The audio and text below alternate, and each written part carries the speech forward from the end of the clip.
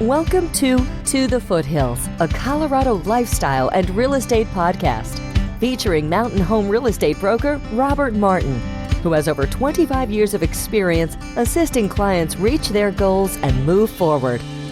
Tune in each week for a dynamic conversation with experts, Colorado adventurers, and residents that explores the ins, outs, and specific nuances of buying the perfect mountain home or selling your dream home in Evergreen, Conifer, Bailey, and surrounding areas to catch a glimpse into the Colorado lifestyle that's a part of you. I have a great pleasure today of speaking with Josh Drovdal with Rebel Media. Hey, Josh. Hey, Robert. How's it going? Good. How are you today? I'm hanging in there for a Tuesday. Not too bad. Good. That's wonderful. I know that things are picking up for you as people are starting to put their homes on the market. So we appreciate you spending time with us today, giving us some insight on photography and how important it is, in the world we live in today with the technology and internet and social media, just the electronic age we live in. That's so critical to get wonderful photos for your homes when you're marketing them and getting ready to sell them. Tell me a little bit, Josh, about your background. I am a Colorado native. I grew up in northern Colorado from a little farming community and have always had an interest in photography and things like that, and started off in the wedding business, and then realized that I probably should have went to school for architecture, and I can't fix anything and I really can't draw anything. So it was a good way to get into the business and do that kind of stuff. So being able to photograph these homes and see just the different variety of homes that Colorado has to offer has been exciting and has made me want to pursue it full time. And I've been able to be a full-time real estate photographer. I actually just celebrated my 10 years in the middle of December. So it's been a fun 10 years. Well, you've seen so many different homes, so many different areas of the metropolitan area of Denver, including the mountain community. And what was it that kind of got the fire going? Why did you decide to pursue photography? Well, I think realistically, it started when I was younger and I just didn't realize that I had a knack for this. As growing up, my parents, we always would come down to Denver and make it a big deal when we'd come down to the parade of homes, and just being able to walk these $1 million homes when you're, between 5 and 15 years, and just remembering all the cool stuff that they were able to do. And then now being able to see the stuff, and like you said, Colorado, I mean, you have high rises, you have modern mountain homes now, you have modern country homes, it's just a cool way to see a variety of different ways that people live, what they endure. And then to meet the people, is a great way to connect with people and kind of see what's going on out there in the real world and just connect with them for the little time that I'm there in their homes. Well, you have a very engaging personality. Kind of walk through the houses with you. You do have the opportunity to visit with people and get to know them very, very well.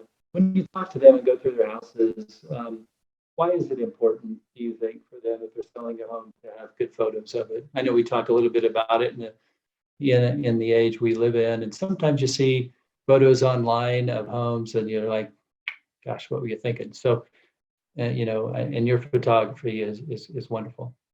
Well, I think a couple things, like when you're car shopping, even things of that nature, if the car's clean, looks good, like you want to see it, you want to make it look like it's brand new and fresh, even if it is a used car. So if you get to a car that has mud all over it, wheels aren't the best, crack in the windshield, it's not going to be appealing. And I think the same thing can be said for real estate, where if the house is kind of a mess and things aren't picked up, the very first impression is it's kind of gone awry. And you want to make your very first impression, because real estate is one of the biggest transactions that you're going to do, and being able to make sure that you get it right from the get-go is definitely going to lure more people in. So I think having clean house, clean windows, take that time to make sure that house is cleaned up, looks exactly the way that you want it to be. I always try to give the description, if you're having people over for a Christmas dinner or a family function,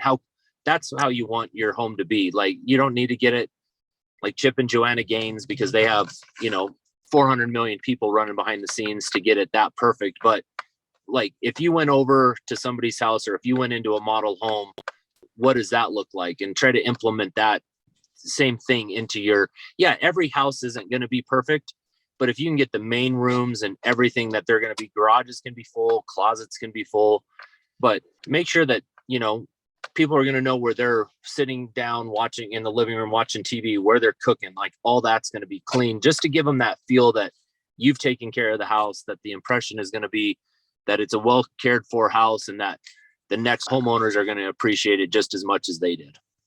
So some of the basics, making sure that the countertops are clean, that all the lights are on, the light bulbs are, working, blinds are up, things like that. It's kind of Absolutely. I know that's kind of what you go through initially, is to walk through the house and make sure that those basic things are taken care of. And absolutely. And I always, like you said, I always walk the whole house and get a feel for it and try to make sure all that's done, because it's amazing even what I miss on the second time around. Like, I'll miss a light or anything like that. So it's always nice to make that one round and then go through it again, just to make sure that those basic things are covered. Make sure your blankets, are picked up. Obviously, here in Colorado, very pet friendly, like to go on walks with our dogs, especially up there in the foothills and stuff. Get dog bowls, any remnants in photos, like get that stuff out of the house, just so people aren't concentrating on that animals live there. I mean, even though they'll probably have animals, it's just a good first impression, just to make the house about the house and not anything else that could possibly be seen in the photos. So what specific tips would you say are the most important when photographing a home? One, the energy that you have for your house. I think realistically, when you're ready to sell, or if you're hesitant on it, you can feel it. Like, I mean, we've all been in homes where the energy is not the best, whether it's a divorce situation or something unfortunate like that happening. I think energy is a big thing. Like, make sure that your I's are dotted and your T's are crossed. And this is exactly like, make sure you talk it out.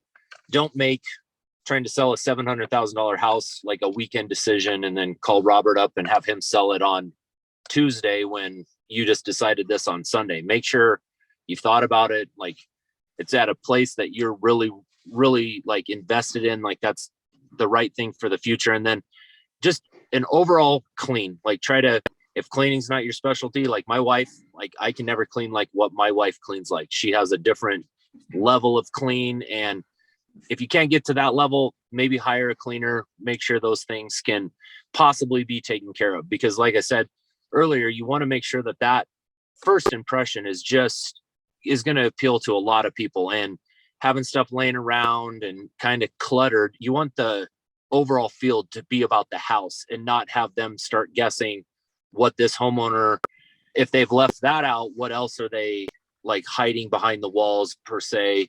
Like, make sure that everything is clean, so then it's just about the house and nothing else that could pop up or cloud their mind when they're viewing the house. Yeah, that's a really good point. Like you said, I agree with you that you want to put your best foot forward and take some time. Even though we're in a very, very strong seller's market, it's still critical to make the house look as good as you possibly can, and as much like a show home. I mean, like you said, it doesn't work out to be perfect. There are some things sometimes you can forego, and I always tell people, what's your tolerance? What do you feel like you can get to? Where can we get to put you in the best position? And sometimes, the time frame, or just what the magnitude of what they need to do to the house sometimes has an impact on that as well. Yep, absolutely. No, I was just going to say, sometimes you can have every room ready except for like 2%. Whereas I would rather have one room completely skipped and have all the other rooms at 100% ready. We can get rid of, if it's a mud room, if it's the laundry room, or if it's even one bedroom that you just have to dedicate, that you put everything in, make sure that those other rooms are 100% done, because it's just the overall feel for those other rooms. And then they get people to that house and make sure it's clean, and then go from there. Yeah, that's great information. Is there one part of the house or a room that you enjoy, or your favorite part of the house to photograph? I think anymore, with just the different designs that people are being able to come up with, are kitchens and master bathrooms. Like I've often joked around like with the homeowners, and I would never have, but I guess I should never say never, but is the master bathrooms. I always joke around that, man, if you guys weren't here, I'd be taking a shower in that master bathroom. And Yeah, it's just, for sure. it's crazy. The different technologies that are coming out just to make them more open, and like the different tile combos.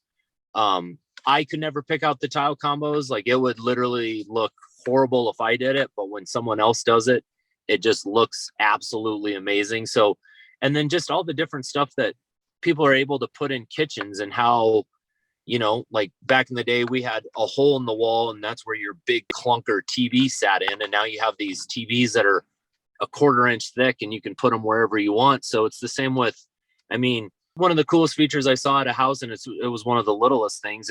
They had a little, kind of like where your water dispenser was of your fridge, but they had that just mounted right in the mud room. So it's like, if you forget to grab a water bottle on your walk or going to work, they had just their water bottle station there with that. And it was like, that's so cool. Like who would have thought then you didn't have to take off your shoes and go back into the kitchen and grab that kind of stuff. So I think the stuff in kitchens and bathrooms are just like the heated floors. Like you take your shoes off and you're walking the house and you get into that master bathroom and you feel that radiant heat through the floor. And it's just, I mean, even as a photographer, I'm only there for a little bit, but you can feel that heat under your socks, and you're like, man, this is nice, you know? And like I said, it's cool with just that, like I said, the different textures that are coming out and everything like that. It's just, those two are my favorite parts of the house for sure.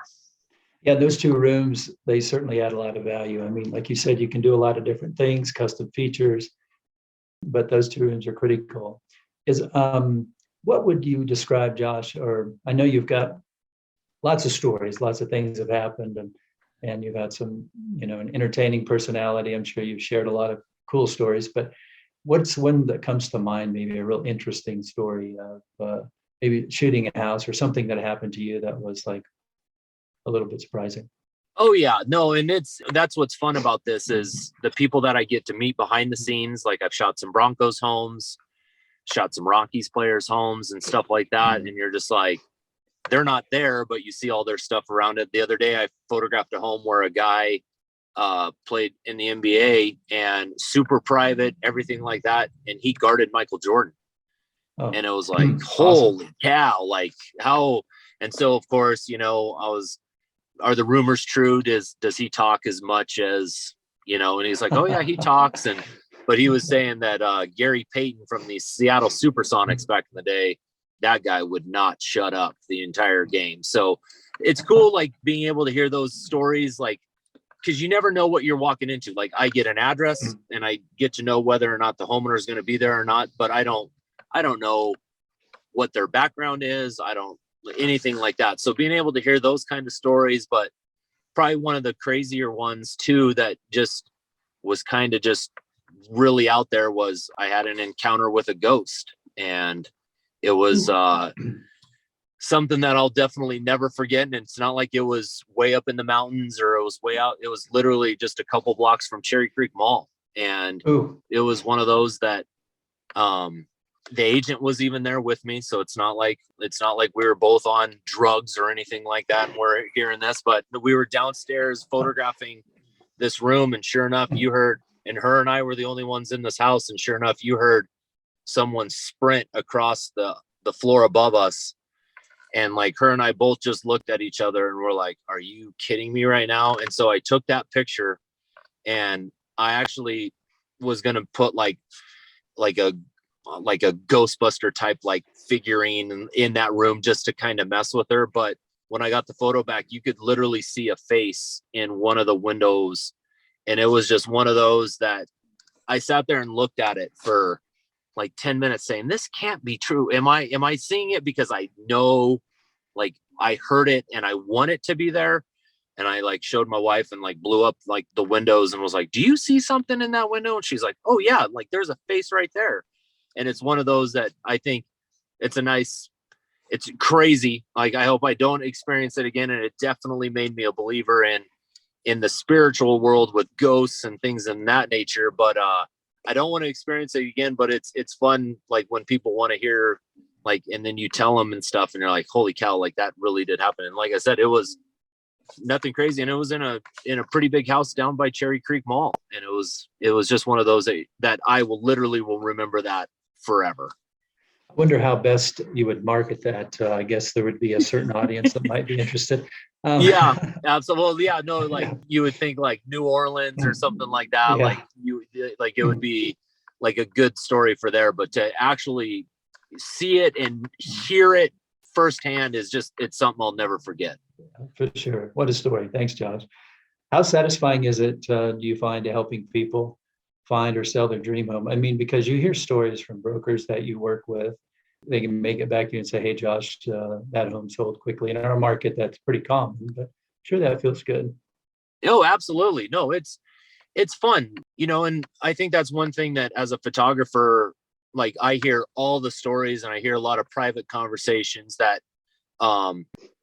go, that are supposed to stay within the walls. But like you and I had one where I shot a home for you up in Bailey, and they were just moving whatever. And then I did a shoot all the way down in Commerce City for Jess, and they were looking for a property that needed some work and things of that nature, but they weren't sure. And I was like, well, I just shot one literally 2 days ago that like needed a little bit of work, but I mean, and it's kind of in your price range. You may want to get a hold of your agent and say, hey, get a hold of Robert and see. And then that's one that they closed on, you know what I mean? Did. Yeah, they did.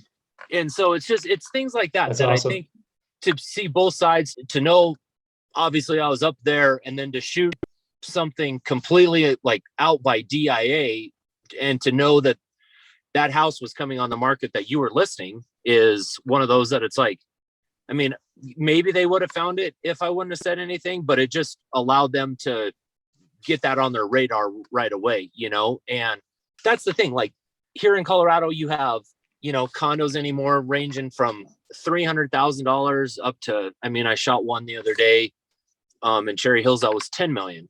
And so it's just a different variety and different lifestyle they're living or what they're trying to go into and stuff. And so I think making sure your ears are open and kind of have an idea of like where they're looking and knowing what's coming on the market and kind of just have an idea. Like it was really fun to see that couple be able to buy that house that you listed. And it's just like, that's a gratifying thing on my end, because it's fun to see. Hopefully, they had a good time with me, and then they'll I've had sellers that I've photographed for that may have used another agent, but they call that their new agent and say, hey, make sure you get a hold of Josh. And then they find me. And that's the thing. You want to, I'm only there for a little bit, but you still want to make it feel like their house is the most important house of that day. And that's what I try to do. Yeah, you do a very good job of that, Josh. I know that clients are very happy with your services, and like you said, you get to see the spectrum. You're all over the metropolitan area, different price points, but it's not like your quality is the same for all, and that's something I'm very grateful for. I appreciate that. Absolutely, thank you. And you have the skill set for all of that too. So, what are things that people should consider? I know that you've seen so many mountain homes. When they're considering purchasing one, what do you think are a few things they might want to keep in mind?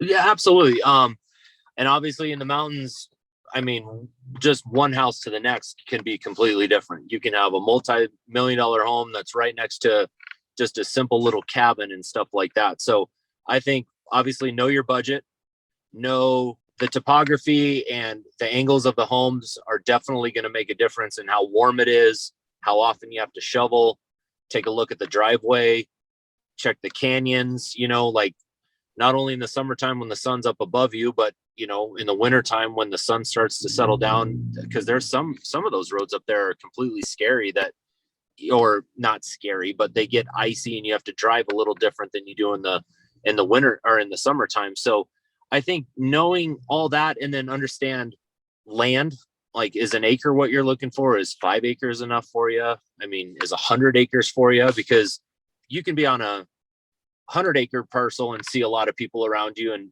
I mean, I've been on 5-acre parcels where I felt like there wasn't a single person near me within 5 miles. So understanding that kind of stuff, and then kind of understand whether or not, like, are you going to use it? Is it going to be a second home? Is it going to be your primary home where now COVID allows you to work from home? Make sure internet is super important.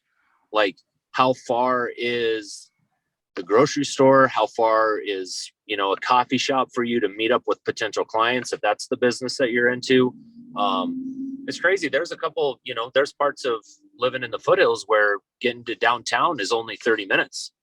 Where living in Parker, and if you live in the wrong part of Parker, it could take you 45 minutes to get down to Denver as well. So, I mean, it's quicker to live up in the mountains and get down there like in that way as well. So I think there's even more that goes into like looking for those mountain homes, just based on like the layout of the house, the convenience of it, like how many stairs are you going to have to do, if it's an elevated ranch, things of that nature.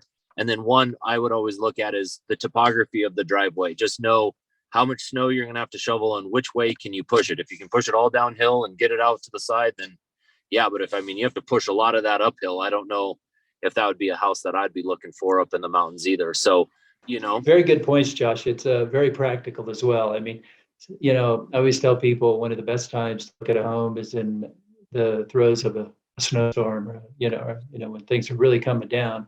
You can test the driveway out. You can get a sense for what that looks like, your exposure.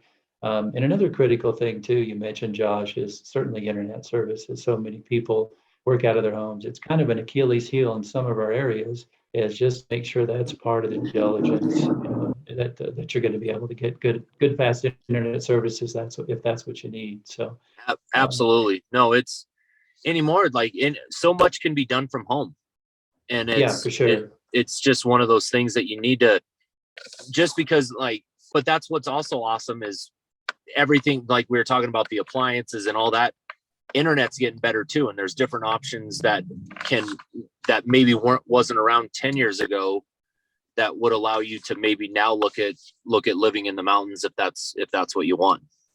Yeah, like some of the satellite services that have been rolled out recently, some are in their infancy, some have been around a while, and those will be ones that may make it even stronger as we move forward. So absolutely. Well, just a couple more minutes, Josh. I know you got a busy day, and I appreciate you spending time with us. What is your favorite thing about living in the metropolitan area in the Denver foothills? I mean, you're a Colorado native. Absolutely. No, I just love everything that you can do. The other day, we got up super early and we went skiing, and we were back. We made it all the way up to Copper, had a great time, left, got home at 3, had dinner, and then my sons had baseball practice at 6. So, I mean, you can be able to experience so much in one day in Colorado. Like, we were up snowboarding, having a great time up there. And then, after dinner, we were playing baseball. And yeah. I mean, there's a lot of coming this spring, depending on how it all just depends on the weather. There's times that you can go snowboard and ski in the morning and then be playing golf in the afternoon, and I think that's just some of the coolest stuff. And one, our location, super easy to get out to California. DIA is super easy to get to, like that kind of stuff. And then just to be able to experience all the different restaurants, like shopping's always good. Our grocery stores are good. There's a variety of different stuff that you can just do down here. You can go for awesome hikes up at the parks up there in Evergreen or in Conifer as well. Or you could go on some nice trails down here as well. Like, there's so much that Colorado has to offer that is just kind of taken for granted. And it's just one of those things that, I mean, if you want to go to a nice dinner, you can. You have a lot of fast foods that are great. You have, I mean, Denver's pretty easy to get around. And yet, like I said, you can get up into the mountains and be snowboarding within an hour and a half, and you don't even and it's not like you have to get a hotel and you have to do this and you have to spend a whole weekend. You can literally go to bed early the night before and get up early and then be up there and come down, and you had a great day of skiing. So I think the variety and everything that Colorado has to offer is just, it's a lot like the homes. You have everything that you could possibly want here, from small little cabins to small condos to $10 million penthouses to, modern mansions up there to modern farm homes out east. It's whatever you're looking for. Colorado definitely has it here in the Denver metro area. Yeah, I totally agree. I grew up in Kansas and we've lived here for 27 years, and there's really no other place I'd rather live at this point in time. So I really appreciate your time, Josh, and it's been wonderful visiting. If people wanted to reach out to you or wanted to learn more about you, how would they do that? Yeah. So social media, I try to be pretty active on there. You can just find me at Josh Drovdal, and I have that wonderful Norwegian last name. So my last name is Drovdal. You can look at my webpage, which is revealmedia.com, and you can't spell it like how it actually is. So it's REVLmedia.com. And then, or you can give me a call at 970-590-0582. So anyway, you can text me, you can call me, you can look me up on social media, all that kind of stuff. I'd be more than happy to just talk real estate or talk Colorado and help you out any way that I possibly can. I appreciate that very much, Josh. Anything you'd like to add? No, I mean, in this crazy world, I've shot for you now for 10 years, and it goes by fast. And it's in this industry where a lot of photographers are coming up and cheaper photographers are coming up. And, it's just nice to be able to work with build solid relationships and know that like we have everything, the best interest behind the scenes, as well as you making a pitch to get the homes and selling and stuff like that. So it's been great working with you over 10 years. It's been a fast 10 years, but no, it's just nice to work with solid people who understand. And just to plug Robert Martin, this is Robert Martin when he's mad. This is Robert Martin when he's happy. This is Robert Martin, just steady. Like, it's nice. Like you're never like, there's no peaks and valleys. It's nice, dude. So I appreciate your consistency on the 10 years that we've had and being able just to maintain that going forward as well. So no, I appreciate that as well. Me too, Josh. It's been a collaborative effort, great teamwork, and I'm grateful as well. Thank you very much for your time today. Absolutely. Thank you, sir.